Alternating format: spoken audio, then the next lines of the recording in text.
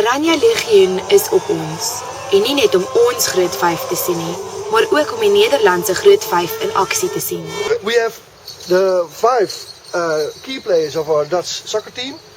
Robin Sneijder van Persie, Van der Vaart en our trainer, coach van Marwijk.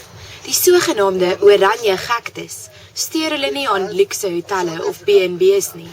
Hulle kampeer op pad dwars deur die land, al agter die Nederlandse sokkerspan aan. This is my bed. And this is where we stay for 3 months. And it's the best bed of the whole trophy. De Oranje Camping is die toeristediens wat hierdie reëlings tref en sorg dat kampeerders trakteer word met 'n verskeidenheid aktiwiteite en eg Suid-Afrikaanse kos. Het smaakt naar oliebollen.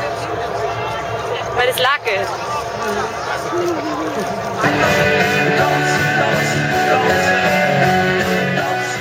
Of Nederland nou vanjaar die Wêreldbeker huis toe vat of nie, hierdie spulletjie sal bekers lig tot in die vroeë oggendure.